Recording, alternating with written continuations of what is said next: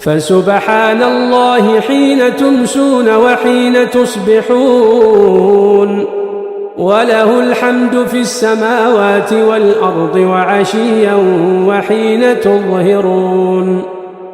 يخرج الحي من الميت ويخرج الميت من الحي ويحيي الأرض بعد موتها وكذلك تخرجون. ومن آياته أن خلقكم من تراب ثم إذا أنتم بشر تنتشرون.